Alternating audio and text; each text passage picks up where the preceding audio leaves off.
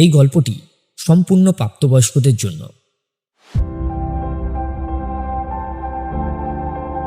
শুনছেন মিডনাইট স্পেশালের এইবারের নিবেদন সৈয়দ মুস্তাফা সিরাজের লেখা মতি বিবির দরগা। নিজে তো শুনছেন, অন্যদেরও শোনাতে ভুলবেন না কিন্তু। Till then, like, share and subscribe, don't forget the bell icon. তাহলে শুরু করা যাক।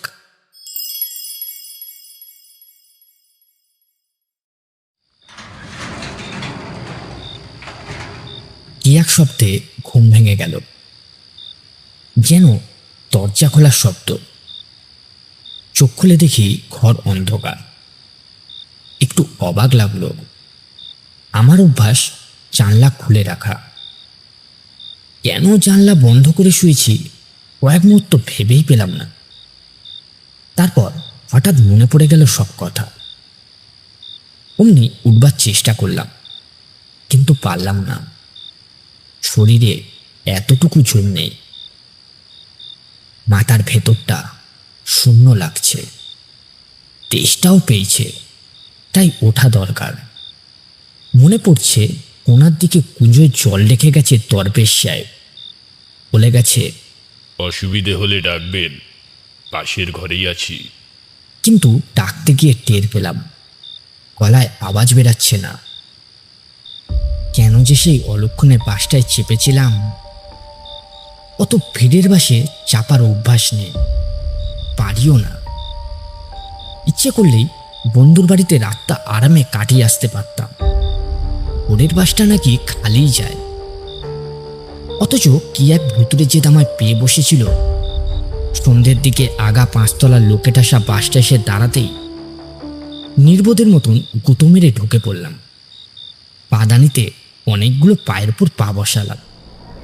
ওরা আপত্তি করেছিল। হচ্ছেটা কি? আগে কি কোনোদিন বাসে চাপেননি? আচ্ছা বেকুব লোক তো বাবু। আরে পাটা তো দিলেন 12টা বাজিয়ে। বাসটা স্টার্ট দিয়ে খুব জোরে চলতে শুরু করলো। প্রায় মাইলখানিক ঝগড়াঝাটি চলল গিয়ে লোকগুলোর সঙ্গে। আরে ও দাদা, একটু দেখে দাঁড়াবেন তো। তারপর কে যেন আমাকে হ্যাঁচকা টানে চলন্ত বাস থেকে নামালো। অর্থাৎ আমি ছিটকে পড়ে গেলাম। ভাগ্যিস পিচের রাস্তায় পড়িনি। রাস্তার ধারে পুরো ঘাসের ওপর পড়ে সঙ্গে সঙ্গে জ্ঞান হারিয়ে ফেলেছিলাম। যখন আমার জ্ঞান হলো, টের পেয়েছিলাম সামনে কেউ দাঁড়িয়ে আছে। তার হাতে অদ্ভুত একচোখা একটা লণ্ঠন। লণ্ঠনটার আলোর রং নীল। অমন কাছে ঢাকা পাতে নিয়ে মানুষ ঘোরাঘুরি করে উষ্মিনকালে দেখিনি। আলোর পেছনে আবছাত দেখতে পাচ্ছিলাম লোকটাকে, দৈত্যের মতন প্রকাণ্ড। সে আলোটা আমার পাশে রেখে গম্ভীর গলায় বলেছিল, কে আপনি? এইভাবে রাস্তার ধারে শুয়ে আছেন কেন? নেশা করেছেন বুঝি? অত কষ্টের মধ্যে হাসি পেয়েছিল। মাতাল নই, বাস থেকে পড়ে গেছি। তারপর কি হয়েছে জানি না। সে কি? বলে লোকটা আমার পাশে ঝুঁকে এসছিল। তারপর লণ্ঠনটা তুলে পা থেকে মাথা অবধি দেখে নিয়ে বলেছিল, জখম হয়নি তো?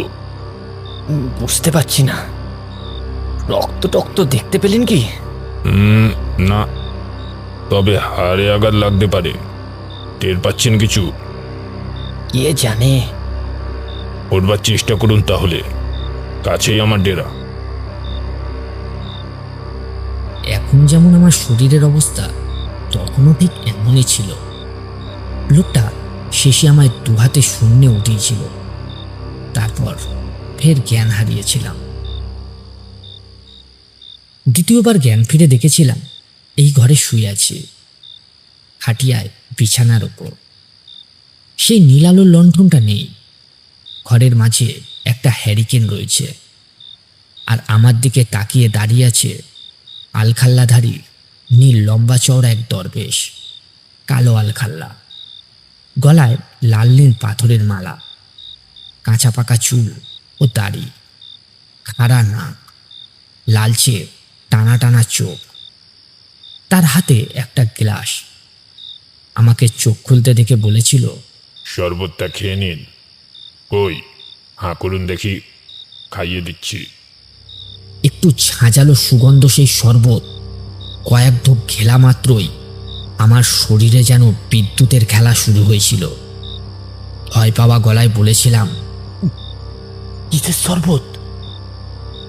দরবেশ হেসেছিল। ভয় পাবেন না, বিষ নেই, খুব উপকারী দাওয়াই আছে ওতে, এক্ষুনি সুস্থ হয়ে উঠবেন। একেবারে সুস্থ হতে না পারলেও উঠে বসবার শক্তি ফিরে পেয়েছিলাম। তারপর ওর সঙ্গে কিছুক্ষণ কথাবার্তা হয়েছিল। জানতে পেরেছিলাম বিশাল মাঠের মধ্যে এক দিঘির ধারে নির্জন দরগায় আমি আশ্রয় পেয়েছি। এর নাম মতিবিবির দরগা। এক তপস্বিনীর কবর আছে এখানে। তার উপর একটা পাথরের ঘর আছে। সেই ঘরে দরবেশ থাকে, পিদিম জেলে আগরবাতি পোড়ায়, সাধনা টাধনা কি সব করে। এই ঘরটা পরে ইট দিয়ে বানানো হয়েছিল। ভক্ত বা দৈবাত বিপদে পড়ে কেউ এলে তাকে এই ঘরেই থাকতে দেওয়া হয়। কিছুক্ষণ পর দরবেশ আমাকে খান 2 মোটা রুটি আর খানিকটা গুড় দিয়ে গেছিল। বলেছিল, মেহেরবানি করে এই দিয়ে খিদে মিটিয়ে নিন, আমি ফকির, বুঝতেই পাচ্ছেন। এই যথেষ্ট, তবে খিদে আমার বিশেষ নেই। আপনি এইগুলো। দরবেশ আপত্তি করেছিল। না না, আপনার কিছু খাওয়া দরকার, খেলেই গায়ে জোর হবে। আল্লাহর দয়া আপনি বেঁচে গেছেন। এইভাবে চলন্ত বাস থেকে পড়লে মানুষ বাঁচে না, যদিও বা বাঁচে হাড়গোড় আস্ত থাকে না। আমার হাড়গোড় আস্ত আছে তা ঠিক, কিন্তু শরীর এত দুর্বল হয়ে গেছে কেন বুঝতে পারছি না। দরবেশের প্রতি কৃতজ্ঞতা দেখিয়ে রুটির টুকরোটা ছিঁড়ে মুখে পড়লাম।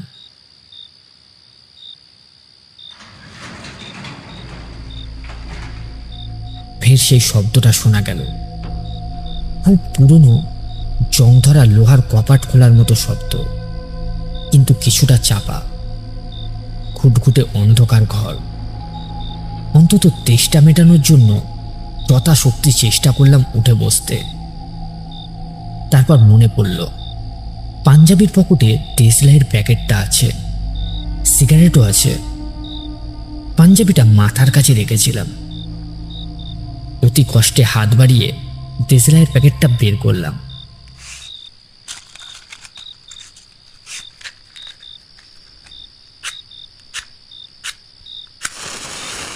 দেশলাই জেলে কুজোর কাছে গেলাম। মাথা ঘুরছে, প্রতি মুহূর্তে মনে হচ্ছে আবার জ্ঞান হারাবো। কুজোর মুখে গেলাস আছে। দেশলাইয়ের কাঠি নিভে গেলে আন্দাজ করে জল ঢেলে চোঁ চোঁ করে গিলে ফেললাম।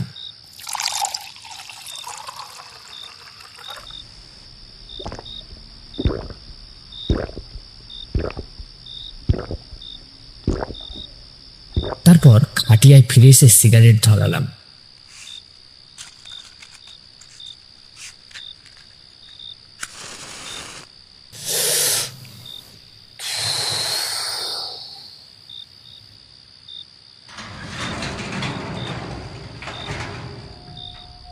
দ্বিতীয়বার দরজা খোলার মতো বিস্ত্রি চাপা শব্দটা শোনা গেল। তারপর মনে হলো বাইরে এইমাত্র ঝড় এসে পড়েছে।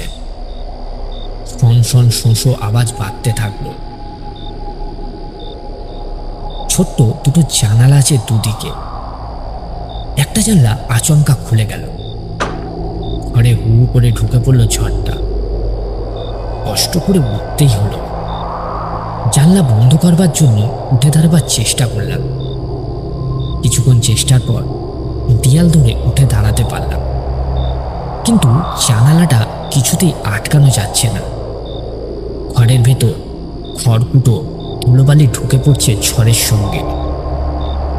বাইরের ঘরে ঘন কালো অন্ধকারে কি একটা প্রাণী যেন হুলস্থুল বাঁধিয়েছে।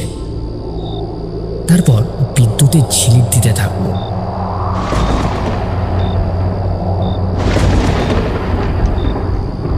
বাজ পড়ল খুব কাছাকাছি কোথাও। তখন ভাঙা গলায় ডাকবার চেষ্টা করলাম, দরবেশ সাহেব, দরবেশ সাহেব।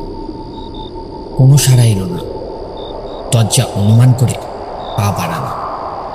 দরজাটা খুঁজে পাবার পর যেই চিটকানি খুলতে গেছি, কানে এলো চেরা গলায় সুর ধরে কেউ গান করছে বাইরে। जो ना जाने हक की ताकत। এই দুর্যোগের রাতে নির্জন দরগার দরবেশের হঠাৎ গান করবার ইচ্ছে কেন জানি না। দরজা খোলার সঙ্গে সঙ্গে ঝড় যেন হাত বাড়িয়ে আমাকে টেনে নিল। বারান্দায় ছিটকে পড়লাম। দাঁতে দাঁত চেপে মনে মনে বললাম, আমায় জ্ঞান হারালে চলবে না, মাথা ঠিক রাখতেই হবে। বারান্দার সামনে বিদ্যুতের আলোয় ছোট্ট একটা উঠোন আর ইদারা চোখে পড়ছিল। দরবেশের ঘরের দিকে দেয়াল ধরে এগাতে গিয়ে হঠাৎ চোখে পড়ল বিদ্যুতের আলোয় মুহূর্তের জন্য একটা সাদা ঝলসানো মূর্তি, এবং মূর্তিটি স্ত্রী লোকের। তাতে ভুললে ইদারার ধারে দাঁড়িয়ে আছে। সঙ্গে সঙ্গে ভয় পাওয়া গলায় চেঁচিয়ে উঠলাম, কে কে ওখানে? ফের বিদ্যুৎ ঝিলিক দিল। ফের দেখতে পেলাম মূর্তিটাকে, কিন্তু এবার সে ইদারার দিকে ঝুঁকে রয়েছে। ভূতে বিশ্বাস করি না, কিন্তু ভয়ঙ্কর রাতে নির্জন দরগায় সেই বিশ্বাসের ভিত্তা নড়বড়ে হতে বাধ্য। ওদিকে সেই চেরা গলার গানটা সমানে হয়ে যাচ্ছে। আমি মরিয়া হয়ে দরবেশকে ডাকলাম, দরবেশ, দরবেশ। তারপর দরবেশের ঘরের দরজায় জোরে ধাক্কা দিলাম। দরজা খুলে গেল। ভেতরে পিদিম জ্বলছে, কালো একটা বেদি শিওরে। দরবেশ নেই। এদিকটা ঝড়ের উল্টো দিক, তাই ঘরে ঝড়টা ঢুকছে না। ইদারার ধারের মেয়েটাকে ভূত ধরে নিয়ে আমি আতঙ্কিত প্রাণীর মতো ঘরে ঢুকে পড়লাম এবং কাঁপতে কাঁপতে দরজা বন্ধ করে দিলাম।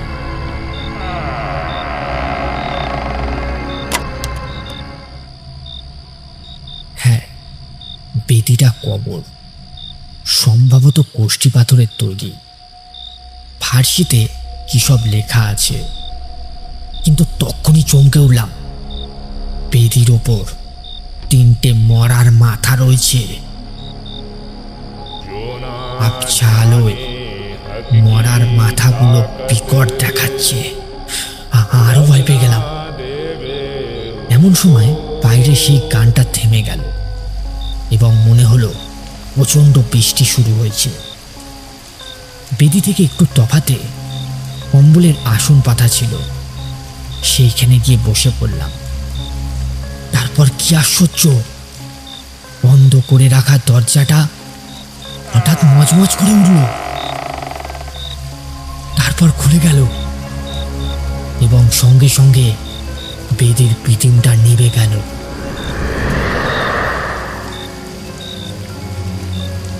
দরজার সামনে সেই নীল একচোখা লণ্ঠন হাতে দরবেশ দাঁড়িয়ে আছে। সে আলোটা ঘরের ভেতর ঘুরিয়ে ঘুরিয়ে নিঃশব্দে কিছু দেখে নিল, তারপর বেদির দিকে ঘুরিয়ে রাখল। দরবেশ আমাকে লক্ষ্য করল না। তার স্যালুয়েট মূর্তি ক্রমশ স্পষ্ট হয়ে উঠছে। এতক্ষণে তার মুখের দিকে তাকিয়ে দারুণ চমকে উঠলাম। এ কি কোনো জীবিত মানুষের মুখ হতে পারে? দৃষ্টি কেমন অদ্ভুত, নিষ্ফল, শূন্য। হাঁটু ভাঁজ করে পুতুলের মতন বসে পড়ল সে কবরের সামনে। বাইরে বৃষ্টির শব্দ, ঝড়ের শব্দ, বজ্রপাতের ভয়ঙ্কর শব্দ। মনে হচ্ছে পৃথিবীর শেষ মুহূর্তটি আসন্ন। এদিকে বেদির মতন কবরের ওপর লম্বাটে নীল আলো থেকে ক্রমশ ধূপের ধোয়ার মতো ধূসর বা নীল কি একটা আবছায়া ঘনিয়ে উঠেছে। তারপর নাকে তীব্র হয়ে ঝাপটা দিল একটা কড়া সুগন্ধ। সুগন্ধটা অসহ্য লাগছিল, চেতনা অবশ করে দিচ্ছিল। তার আতঙ্কে কাঠ হয়ে দেখলাম ইদারার ধারে সেই মেয়েটি যেন শূন্যে ভেসে এলো এবং ধোয়ার মতো দরবেশকে ভেদ করে এগিয়ে গিয়ে বেদির ওপর স্থির হয়ে দাঁড়ালো। নীলাভ শরীর তার। হয়তো নীল আলোটাই এর কারণ হতে পারে। সে সুন্দর না কুৎসিত না সাধারণ বুঝতে পারছি না। হয়তো সেই বোধটাও হারিয়ে ফেলেছে, কিন্তু সে একেবারে নগ্ন।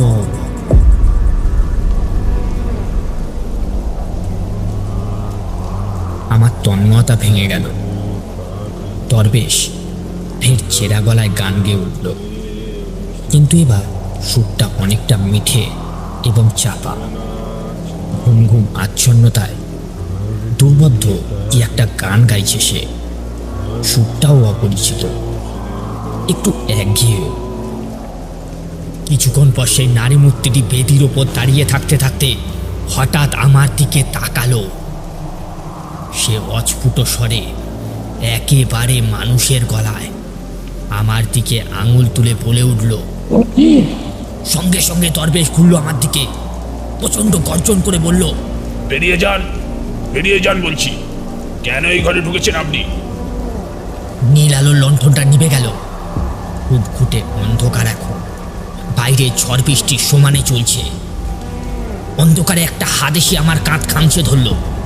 তারপর দরবেশ আমাকে টেনে ওঠালো এবং একটা থাপ্পড়ও মারল গালে। ব্যাপারটা অপমানজনক, কিন্তু বাধা দেবার বা প্রতিবাদের ক্ষমতা ছিল না এতটুকু। অসহায়ভাবে তার হ্যাচকাটানি কতকটা শূন্যে ভেসে চললাম। এই দৈত্যর কাছে আমি নেহাত বামন। ভাবছিলাম আমাকে ঝড় বৃষ্টির মধ্যে বের করে দেবে, কিন্তু তেমন কিছু করল না। পাশে সেই ঘরটায় নিয়ে গিয়ে বিছানার উপর ফেলে দিল। তারপর ধমক দিয়ে বলল, খবরদার আর বেরাবার চেষ্টা করবেন না, তাহলে আপনাকে বাঁচাতে পারবো না। হুঁশিয়ার।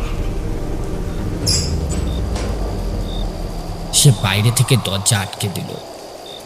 আমি ভাবতে থাকলাম ব্যাপারটা কি স্বপ্নে ঘটছে, নাকি সেই উগ্র আরব মেশানো শরবতের নেশায় যত সব উদ্ভট কাণ্ড দেখতে পাচ্ছি।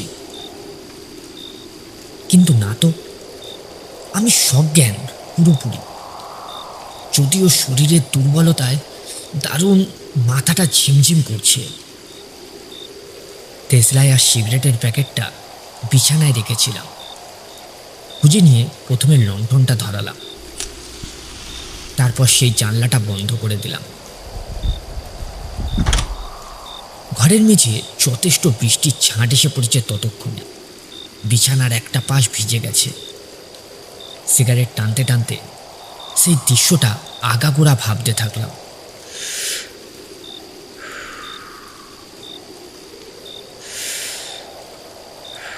যা দেখলাম তা বাস্তব না অবাস্তব? সত্যি দেখেছি না স্নায়বিক বিকার? শেষে কোনো সিদ্ধান্তে পৌঁছাতে না পেরে লণ্ঠনটা নিভিয়ে শুয়ে পড়লাম। বাইরে তখন ঝড় বৃষ্টির জোরালো ভাবটা অনেকটা কমেছে। শীত বোধ হচ্ছে। পাঞ্জাবিটা পরে ধুতির কাছাটাও খুলে গায়ে জড়িয়ে শুয়ে পড়লাম। একটু পরে ঘুমের চোখের পাতা জড়িয়ে এলো। কতক্ষণ ঘুমিয়েছিলাম জানি না। ফের কি একটা শব্দে ঘুম ভেঙে গেল। এবারকার শব্দটা দরজা খোলার মতো নয়। কেউ কি আর্তনাদ করলো কোথাও? ঘুম ভাঙার পর কয়েক সেকেন্ড তার চেয়ে ছিল। দৃঢ় বিশ্বাস হলো একটা প্রচণ্ড আর্তনাদই শুনেছি। দরবেশকে ডাকা বৃথা। তাছাড়া লোকটার অমন ভুতুরে ব্যাপার স্যাপার এবং আমার প্রতি অমন আচরণ মন বিষিয়ে গেল। কান পেতে থাকলাম। আর কোনো আর্তনাদ নয়, কিন্তু কে যেন চাপা গলায় কাঁদছে বাইরে। নিশ্চয়ই কাছাকাছি কোথাও বড় গাছ আছে, তার পাতা থেকে জল ঝরছে। ঝড়টা থেমেছে। অন্ধকারে দম আটকে আসছিল। লণ্ঠনটা নিভিয়ে দিতে হয়েছিল বাধ্য হয়ে, ঘরে বিষাক্ত গ্যাস জমার ভয়ে। এবার উঠে গিয়ে জানলাটা খুলে দিলাম।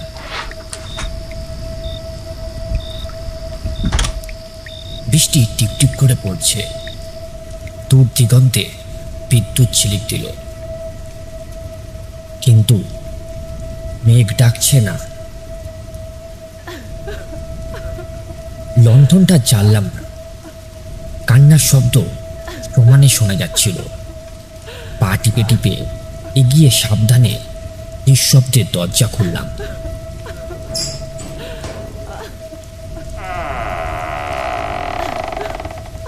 তারপর বারান্দায় গেলাম। তেমনি অন্ধকার হয়ে আছে বারান্দা। কান্নার শব্দটা কবরের ঘর থেকে আসছিল। নিঃশব্দে ওই ঘরের দরজায় উকি দিলাম। সেই নীলালোটা তেমনি লম্বাটে হয়ে বেদির উপর পড়ে আছে। তারপর যা দেখলাম, আতঙ্কে কাঠ হয়ে গেলাম। এত ভয়ঙ্কর দৃশ্য কখনো দেখিনি। বেদির ওপর মাথা রেখে দরবেশ চিত হয়ে দুহাত ছড়িয়ে শুয়ে আছে এবং তার গলাটা জবাই করা। চাপ চাপ টাটকা রক্ত ছড়িয়ে রয়েছে। চোখ দুটো তেমনি নিষ্পলক। সেই মেয়েটির স্যালুয়েট নগ্ন মূর্তি বেদির পাশে, এবং সে দুহাত মুখে ঢেকে ফুপিয়ে কাঁদছে। তার কালো একরাশ চুল সামনের দিকে ছড়িয়ে রয়েছে। দু হাঁটু ভাঁজ করে একটু ঝুঁকে বসে সে বিলাপ করছে। কয়েক মুহূর্ত হতবাক হয়ে তাকিয়ে থাকলাম। মাথা ঘুরতে থাকলো। যা দেখতে পাচ্ছি তা কি স্বপ্ন না বাস্তব? কি করা উচিত ভেবে পেলাম না। আতঙ্কে কাঠ হয়ে তাকিয়ে থাকলাম। তারপর কি একটা আমায় পাশ কাটিয়ে ঘরে ঢুকলো। একটা কালো প্রকাণ্ড বিড়াল। বিড়ালটা নিঃশব্দে এগিয়ে বেদির ওপর উঠল এবং দরবেশের মুখ চাটল।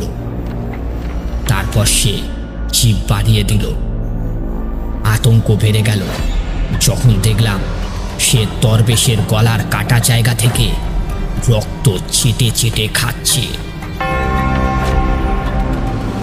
বিড়ালটা ঢোকার সঙ্গে সঙ্গে মেয়েটির কান্না থেমে গেছিল। সে মুখ তুলে বিড়ালটাকে দেখতে থাকলো। বিড়ালটা রক্ত চাটতে চাটতে ভয়ঙ্কর মুখ তুলে যেন আমাকেই লক্ষ্য করছিল। তার ফলে স্নায়ুর উপর বারবার আঘাত আসছিল। অসহ্য লাগায় একটু সরে গেলাম। এই সময় ডাইনে ঘুরে আর এক বিচিত্র দৃশ্য দেখলাম। অন্ধকারে একটু দূরে তিনটে আলো আসছিল। হঠাৎ তিনটে আলো মিলেমিশে এক হয়ে গেল এবং প্রকাণ্ড আলোটা হলুদ বলের মতো ভাসতে ভাসতে স্থির হলো। তারপর আলোটা বুদবুদের মতো অনেকগুলো ভাগ হয়ে গেল। এই দিকে আসছিল দেখে আমি দ্রুত পায়ে ঘরে ঢুকলাম এবং দরজা নিঃশব্দে ভেজিয়ে কপাটের ফাঁকে চোখ রাখলাম। আলোটা বুদবুদের ঝাঁকের মতো এবং এত চঞ্চল যে গোনা যাচ্ছে না। অনুমান করলাম 1 ডজনের কম নয়। আলোগুলোর কিন্তু একটুও ছটা নেই, অর্থাৎ কোনো কিছুকেই আলোকিত করছে না।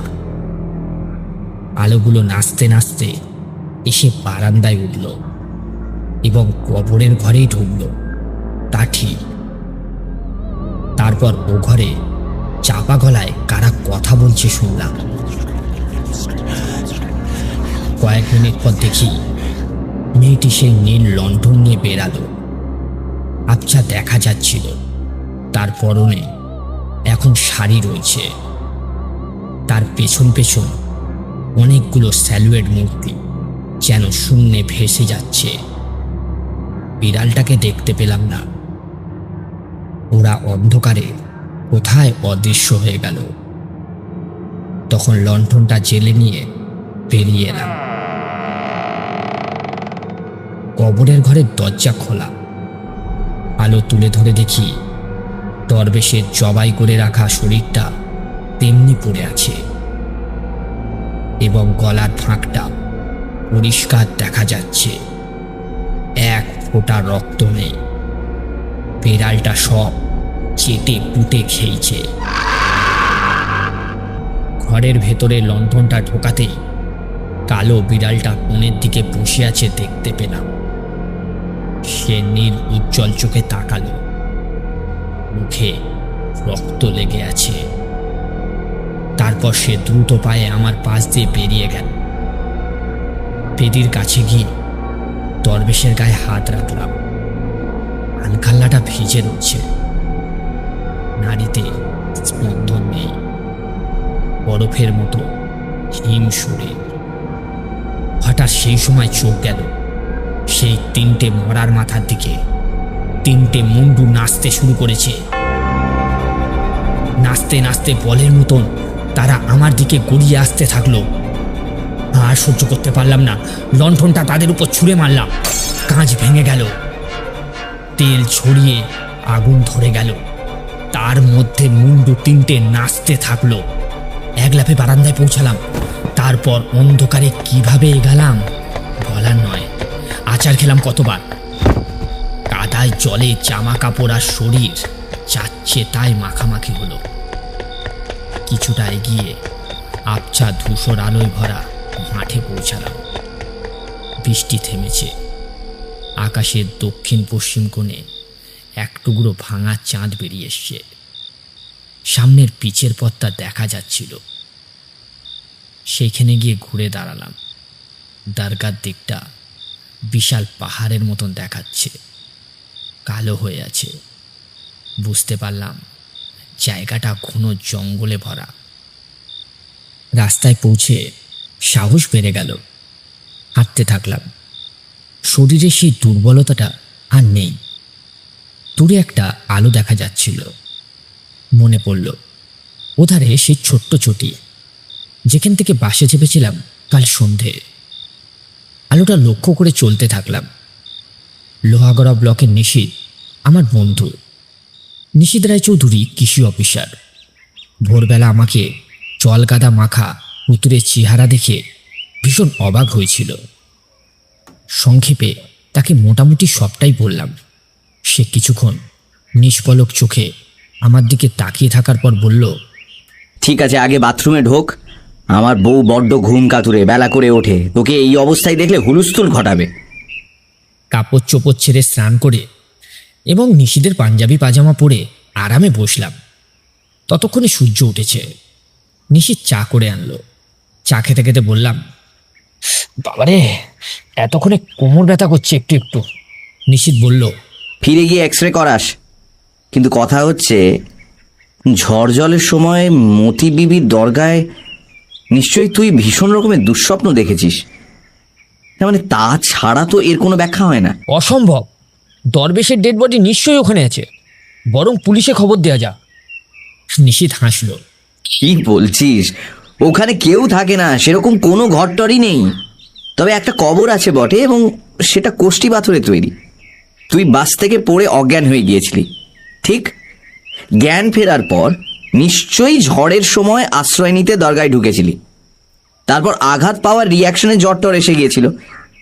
তারপর লম্বা চড়া একটা দুঃস্বপ্ন দেখেছিস। রেগে বললাম। ঘর নেই তো ঝড় বৃষ্টিতে ছিলাম কোথায়? নিশীথ বলল। নিশ্চয়ই দরগার বটতলায় গিয়ে ফের অজ্ঞান হয়ে পড়েছিলি। অসম্ভব, এক্ষুনি আয় আমার সঙ্গে। স্বপ্ন হতেই পারে না। আরে আমার ব্যাগ ট্যাগ সব রয়েছে ওখানে। নিশীথ একটু হেসে বলল। ঠিক আছে, তোর ভুলটা ভাঙানো দরকার। একটু পরে ব্লকের জিপটা নিয়ে বরং বেরোবো। মুর্শিদাবাদ সাঁওতাল পরগনার সীমান্তে এই দরগা, নাম লোহাগড়া, বারমিডি রোড।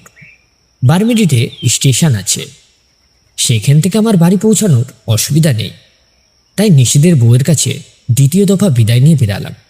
হাসতে হাসতে বলল, আপনি আবার ভূতের পাল্লায় পড়ে ফিরে আসুন, তবে আপনার বন্ধুর সাহসটা বড্ড বেশি। দেখবেন সেই মেয়েটির প্রেমে পড়ে দারগায় না থেকে যায়। ও আবার ভীষণ ভক্ত নিউডের। দেখছেন না কত নিউড আর টেবিলে সাজিয়ে রেখেছে।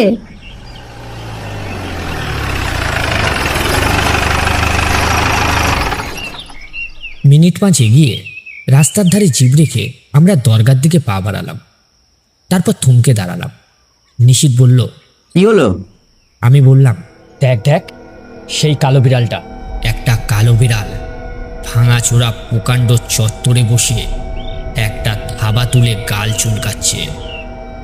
চত্বরের মাঝখানে কোষ্ঠী পাথরের কবর। বিড়ালটা থাবা নাবিয়ে আমাকে দেখতে থাকলো। কিন্তু কি আশ্চর্য, সেই কবরটা, ফার্সিতে লেখাটাও, কিন্তু এ তো ফাঁকা জায়গায় রয়েছে। ওপাশে একটা প্রকাণ্ড বটগাছ। নিশীথ এগিয়ে গিয়ে জল কাদায় পড়ে থাকা আমার ব্যাগটা কুড়িয়ে নিয়ে বলল, তোর ব্যাগ নিশ্চয়ই। এই সময় ড্রাইভার একটু কেসে বলল, স্যার, শুনেছি এখানে এক ফকির থাকতেন, পরে তাকে খারাপ মার্ডার করেছিল। মেয়ে মানুষ নিয়ে গন্ডগোল। শুনে আমার মাথা ঘুরতে থাকলো। ব্যস্ত হয়ে বললাম, নিশীথ চলে আয়। जो ना जाने हक की ताकत, रब ना देवे उसको।